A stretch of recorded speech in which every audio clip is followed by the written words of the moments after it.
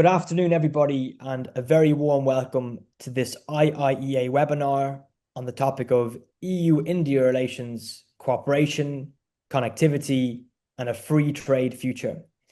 My name is Barry Colfer, and I'm the Director of Research at the Institute. My role here is a limited one, but it's a real pleasure, and that is just to introduce our chair for today. We are delighted to be joined by Jivanta Chowdhry, who is Assistant Professor in Indian Politics and Foreign Policy at the School of Law and Government at Dublin City University here in Ireland. Jivanta holds a PhD in Political Science from Heidelberg and a Master's in Economic History and a BSc in International Relations and History, both from the London School of Economics in the United Kingdom. Jivanta is also the Director of the DCU Ireland India Institute. Dr. Chowdhry, thank you so much for being with us, and I hand over to you. Thank you very much, Barry. Welcome, everybody, to this session. We are privileged to be joined today by two expert panelists joining from Germany and India/Singapore. They've both been generous to give their time out of busy schedules to speak to us on a very topical matter, that of EU-India relations, the prospect of deepening cooperation broadly, and specifically the potential for a free trade deal between what are two of the largest economies and markets in the world. Now, the EU and India have been strategic partners since 2004. They have been in negotiations for a trade agreement, as I'm sure we'll hear more about today, since 2007. These were broken off in 2013 and 14 and resumed in 2022. And I believe we've just concluded a 12th round of what are being described as accelerated negotiations. So I'm sure both speakers will address the question of whether or not we are at a critical juncture in the relationship, given what seems to be greater momentum on the agreement for trade and the global context of geopolitical uncertainties and economic challenges that are facing both. Both speakers will speak to us for about 10 minutes. I'll invite Dr. Sonali first and then Dr. Amitendu. After that, we will go to Q&A with our audience. Please feel free to join the discussion using the Q&A function on Zoom, which you should see on your screen. And please feel free to send in questions as the session is ongoing, and we'll collect them and draw on them towards the end. Just a reminder that today's presentations and the Q&A are both on record. I will now formally introduce both panelists before handing over to them. Dr. Sonali Chowdhry, who will speak first, is a trade economist based at the German Institute for Economic Research in Berlin and the Kiel Institute for the World Economy. Her work examines the structure of global supply chains and distributional effects of new trade policies, and she has contributed to in-depth policy reports on free trade agreements and negotiations, including that of EU and India, to the European Parliament.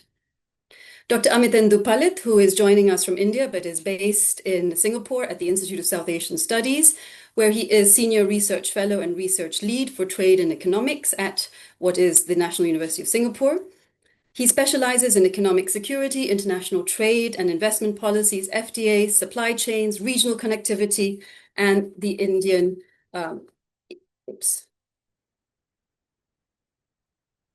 India-EU relations. And he is, sorry, excuse me for that. He is Senior Associate Fellow with the Italian Institute for International Political Studies in Milan and an Adjunct Fellow with the Center for WTO Studies in India. So we have a wide range of expertise from colleagues based in Europe and in Asia.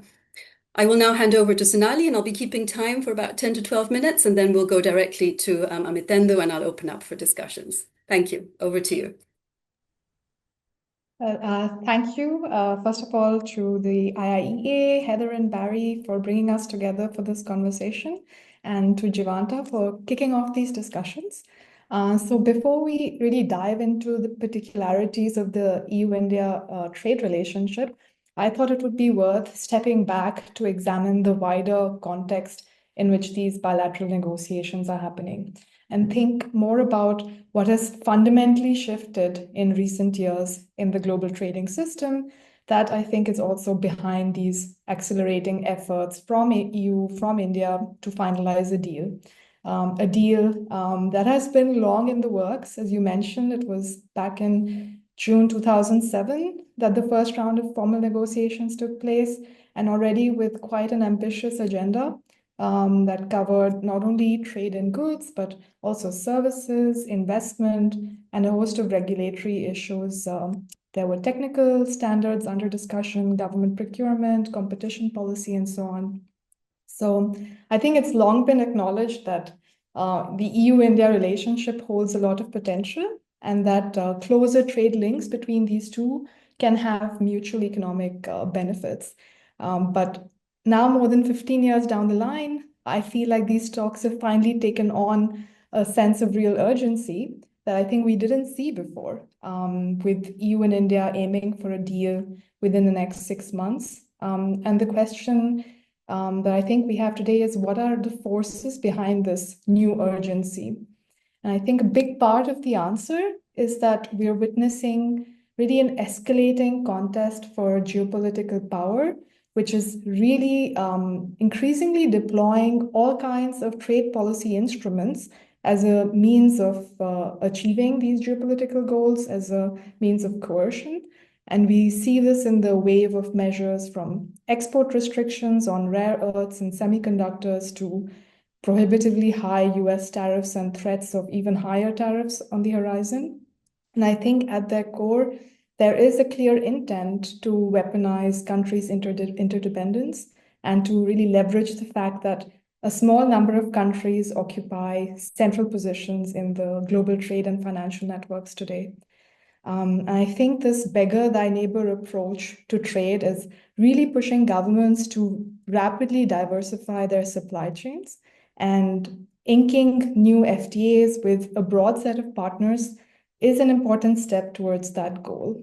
And not only do we see both EU and India wanting to shield themselves from the economic pain of losing market access to the US, and also having to work around retaliatory measures from China, I think both parties also genuinely need to develop different global supply chains for the future. A lot of my work is on this, so I'm going to nerd out a bit, but the global supply chains have evolved over the last decades, were really primarily built to optimize for two things: speed of delivery and cost efficiency. And the result is that these value chains are quite vulnerable, not only to these geopolitical instability that we're seeing in the current times, but I think also in the future to extreme weather events and rapid climate change. We're already seeing severe disruptions to trade routes, for instance, with the recurring droughts in the Panama Canal, which really paralyzes the global shipping network. And these weather shocks will also potentially create shortages of inputs in the future. So I remember back in 2021, I was studying disruptions to supply chains in the context of COVID, but there was another shock, a heavy flooding in Malaysia that led to really a global shortage of semiconductors, because most of the Taiwanese produced chips are actually packaged in Malaysia before being transported to the US and elsewhere. So I think these extreme weather events, when they occur in specific nodes and hubs of the trade network, which is already quite concentrated, these shocks reverberate globally. And I think what policy really needs to do is to provide firms with a much wider menu of what they can source from and from whom. And the EU-India FTA, I think, is also aiming to do precisely that by lowering trade frictions with the new partner. And I think a second related force that is shaping these talks, in my view, is the unprecedented levels of economic uncertainty we're experiencing. Going by the latest estimates, the economic uncertainty that we have today is the highest that we've seen in the last 25 years, and even higher than it was at the peak of the COVID pandemic. And what's really important to understand is that this economic uncertainty has very tangible economic costs. I work a lot with data from custom authorities on firms and their international trade transactions. And we see that when there's uncertainty about trade policy, it really prohibits the entry of new firms into the market. It causes existing firms to pause hiring plans, which has implications for labor markets. It causes them to defer large-scale investments, which has consequences for future productivity and the growth of the capital stock, and is really particularly punishing for smaller firms who cannot stockpile or build up inventories when they don't have enough working capital. And to add more salt to the hurt, we know that households and firms now are actually experiencing repeated exposure to these episodes of high uncertainty. There were the long drawn out Brexit negotiations, the COVID-19 trade collapse, the energy price shocks from the Russia sanctions, now the US tariffs. And I think these episodes of high uncertainty that are increasingly frequent, they have persistent effects on consumption and investment growth. So I think while the EU-India FTA is valuable because of the economic gains that are typically generated when you lower trade frictions between very important markets, I think it's also taken on another function. And many policymakers I interact with view this agreement also as a kind of insurance policy in the current climate of uncertainty. And why is that? I think it's because commitments under these FTAs, they provide the kind of transparency and predictability about the rules of the game that are being eroded elsewhere, including at the WTO. And as trade flows will encounter a tariff wall at the US border and get rerouted to other markets, I think an agreement can also go a long way in preventing a spiral of protectionism between important partners like EU and India. So I think we really need to bear this larger context in mind when trying to understand the evolution of EU-India trade and the bilateral discussions. And if I can zoom in a bit more into this bilateral relationship, we know that, first of all, it's really hard to overstate just how crucial the Indian market is and will be for EU exports. The Indian economy is touching close to $3.9 trillion in real terms now, with real GDP expected to grow annually around 6 to 6.5% over the next 5 years, if we go by projections from the IMF. So in that respect, India is also significantly outperforming other emerging markets as well, whose growth forecast is around 4% on average. And I think this growth story is quite important and stands in a bit of a contrast to the macroeconomic outlook here in the EU, where ECB has been downgrading growth estimates, which now stand somewhere in the range of 0.9 to 1.3%. So despite this potential for Indian growth and potential for higher EU-India trade, the current volume of trade between EU and India, I think, specifically in the case of goods, is below that potential. So only 2% of EU exports to the rest of the world are destined towards India. Indian products also account for about 3% of EU imports. This is just slightly higher than Vietnam's share in EU imports, even though the Indian economy is about 8 times larger than Vietnam's. So certainly there's a lot of scope for growth in this bilateral relationship. And I think that growth will be a very important part of insulating both EU and India against recent shocks. So in the last couple of weeks, I've been running with colleagues at the Kiel Institute a lot of simulations with our trade models. And what we consistently find is that even relatively narrow EU-India FTA could help mitigate the economic damages from the absolute worst case scenario where EU is caught in a protracted tariff war with the US, which actually would hit Irish GDP the hardest, more than other large EU member states like Germany, Italy, or France.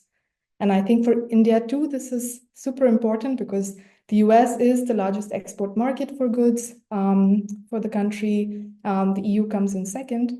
And more than this trade relationship, EU is also a very important source of investment into the country. So we have about 6,000 EU companies present in India at the latest count, which generate employment of about 1.7 million workers and much more via indirect channels. And I think that too makes this relationship an important one for India, given the labor market conditions and I think also the domestic political pressure to create jobs. Just to give context, every year around 7 to 8 million workers are entering the labor force in India. And this is really a staggering number. That's more than the entire Irish population. So an agreement that fosters employment generation, particularly formal work in manufacturing, I think is of very strong interest to the Indian state. And I think closer ties with the EU can deliver such type of manufacturing employment because closer investment relationships also bring with them technology and know-how in manufacturing. So I'm going to wrap up with these thoughts, but happy to dive into more discussions later on. Thank you very much, Sonali, and perfect timing. I'll straight away invite Amitendu to join in. Thank you so much, Jivanta. Thanks to IIEA, thanks to Heather, Barry, and of course you, Jivanta, for facilitating this conversation. I think I'll just try to complement the thoughts that have come from Dr. Chowdhry on the basis of certain other perspectives that are important to be brought into this discussion. The first is that we know the background to the negotiations on this free trade agreement. They have hardly been smooth. They have been going around for almost 2 decades now, and there have been various phases to the negotiations. But it is interesting to note that the urgency that these negotiations are experiencing now is perhaps the highest in so far as the degree of urgency is concerned. And that's something which has happened over, I would say, the last 3 to 4 months. And that's probably because of the fact that this is for the first time on both the EU side as well as the Indian side, there is a strong political willingness, a strong convergence of political interest to ensure that this free trade agreement gets to a conclusion. Now, I am mindful of the fact that when one looks at European Union's engagement in various free trade agreements, so let's say, for example, if one looks at Asia, EU has constructive FTAs with a country like Japan, which is in force. EU has had recent agreements worked out with a country like Vietnam, which is one of the upcoming strong emerging markets in the region. EU has negotiations going on with a country like Indonesia. Now, none of them really have the kind of history that the EU-India FTAs have, because for a very long time, this is an FTA which has been going on, perhaps if I could put it a bit cynically, it has been going on for the sake of going on, in the sense that people have been exchanging thoughts and notes across the negotiating table. Offers are being made, counter offers are coming in. But this is for the first time we see that political urgency, which to a very large extent has probably been precipitated by the development in the United States, because both EU and India sense a very strong pressure on the rules-based trade order, which is coming in from the withdrawal, from the very clear withdrawal that the United States has committed itself to, and also the fact that it's pretty much now clear that the world of trade and trading relationships are no longer going to be decided on the basis of entirely what the WTO had set out some 30 years ago, but there's going to be a very strong and distinct geo-economic perspective to the way countries will engage in trade between themselves. Now, on that line, I think the view from India that comes into this relationship with with the European Union is actually very interesting to note. The first, the free trade agreement with the European Union, it will not just be about trade. It will be around a large number of other issues, including investment, including intellectual property, including perhaps mobility of people, procurement markets, and so on and so forth.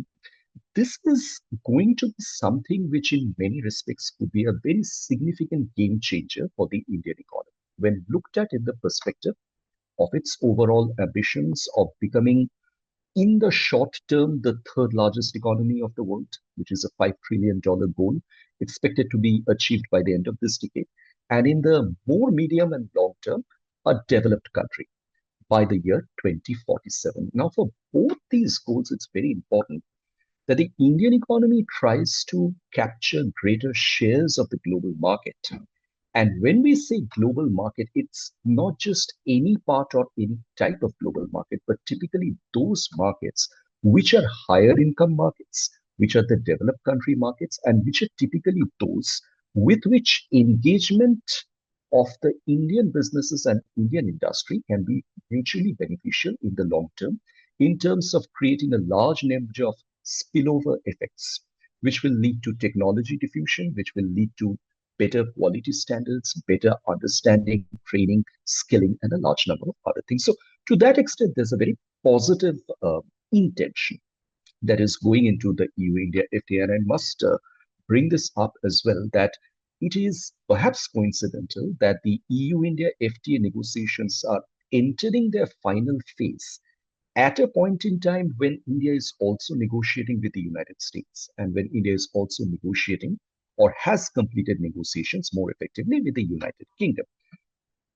Well, I will not bring the UK FTA into the talks right now. We can discuss it separately. But I think there is a marked contrast between the way India is negotiating with the United States vis-a-vis the European Union. And that is clearly in terms of the way the negotiations are being looked at, because with respect to the United States, there is I would say, there is this uncomfortable, element which is lurking behind the negotiations, a great sense of awkwardness over the fact that the United States is increasingly bringing in security guarantees as a lever for extracting market concessions. The United States has not kind of left anything undisclosed in that regard. It's coming up repeatedly in the conversation that the fact that the US-India defense partnership has enlarged beyond calculations over the last 4 to 5 years is something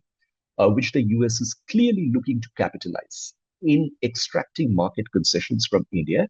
And what I'd like to bring out in this regard is these concessions are not just in the area of tariffs, though the tariffs have dominated headlines. The most serious concessions are in areas where India has never really negotiated any free agreements in the past.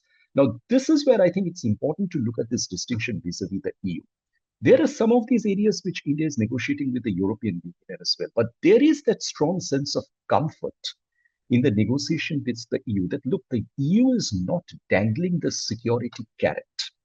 What the EU is focusing on is rules. Yes, the rules are difficult to be matched. The rules are not easy. For example, if one looks at data protection, the cross-border data systems, the EU standards are the GDPR standards. Now, one can argue with whether the GDPR standards are the best or not, but nobody knows what is better than the GDPR. At least there is a standard to be looked at on the basis of which cross-border data transfer systems and digital trade connections and financial services exchange connections can be built upon. Now, India has been a laggard in this regard to the extent that India's economic growth in a large number of ways has overtaken the growth of its regulations. And one of the best examples of that is data protection. So India does have a Personal Data Protection Act, but it is yet to issue the rules for those. Now, this is clearly where there are still distances that the negotiations need to cover. But other than that, I think a great amount of distance has been covered in the EU-India FTA conversation. What I would like to point out as I end this is for the European Union, it's perhaps important to take note of one fact, that the trade volume within the European Union is enormous. It's huge. If we look at a country like Ireland, for example, and I'm consciously taking this example, Ireland turns out to be one of the world's largest contributor to global services trade. On the basis of the global services trade, it engages in within the European Union. However, if the focus is shifted outside the European Union, then obviously Ireland's role becomes much smaller in global services trade. That is probably where a country like Singapore or even a country like India becomes much more prominent. Now, the question that emerges over here is that by what extent are the EU actors, businesses, trade, industry, professionals, by what extent are they looking at India as a potential market which will enable them to spread their wings outside the European Union and enlarge their engagement in global commerce? And if they are actually keen on that point, then I think the India FTA provides tremendous opportunity. Because if one looks at the areas where India is excelling, and I'm not even getting into subjects like semiconductors or anything like that, if one looks at the areas where India is excelling, it's common knowledge that anything driven by tech, anything driven by human resources, anything driven by knowledge are clearly the areas where India is at the forefront in the global landscape. And that's clearly where the synergies exist with the European Union. And I would again end by saying, not all members of European Union would be synergistic with India in the same way, but there will always be something of their interest to find out in their India FTA. I'll stop here.